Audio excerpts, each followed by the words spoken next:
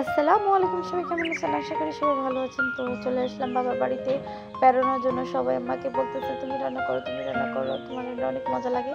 তারপর চলে আসলাম রান্না করার জন্য। তো জানি না রান্না কি সত্যি ভালো লাগে না তারা আমার সাথে ফাজলাম করে। অবশ্যই আমার রান্নাটা একটু ভালোই লাগে। তো এখানে আমি দুধটাকে সুন্দর করে জাল করে নিলাম। তারপর এখানে আমি সেমাই রান্নাবো তাই।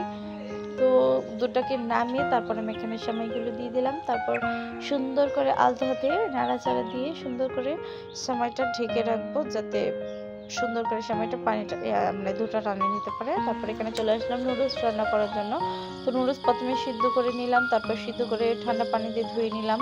তো এখানে আমি চলে আসলাম, কড়াইটা সুন্দর করে গরম করে নিলাম ভালোভাবে। তো কড়াইটা গরম করে নিয়ে তারপর এখানে তেল দিয়ে দিলাম 1 কাপ পরিমাণ। তারপর এখানে মরিচ আর পেঁয়াজ কুচি দিয়ে সুন্দর করে ডিম দিয়ে পেঁয়াজটা সুন্দর করে লাল করে ভেজে নিয়েছিলাম, দেখেন দেখাই যাচ্ছে। তারপর ডিমটাকে সুন্দর করে ভেজে নেব, যত বেশি ভাজবেন ততই কিন্তু নুডলসটা টেস্টি হয়। যেখানে আমি নুডলসটা দিয়ে দিলাম, সাথে মশলাগুলো দিয়ে দিব। তো দেওয়ার পরে দেখেন আমার নুডলস রান্নাটা কত সুন্দর ঝরঝরি হয়েছে।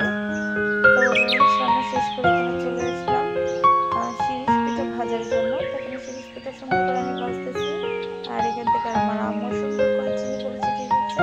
এভাবে ভালো লাগে চিনি দিয়ে পিঠা খেতে, কার এভাবে পছন্দ সবাই কমেন্ট করে জানান।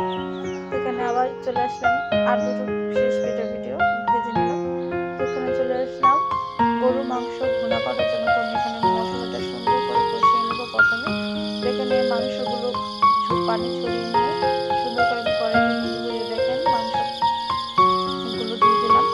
তারপর এখানে আমার আপু আম কেটে নিয়েছিল আমাদের খাওয়ার জন্য। তো আমি বলতেছি, একটু দাঁড়াও, আমি মাংসটা কষিয়ে নিচ্ছি। মাংসগুলো সুন্দর করে নাড়াচাড়া দিয়ে ঢেকে রাখবো। তো এখানে আমার জন্য আপু আমার আম কেটে নিয়েছে। তারপর ভাবলাম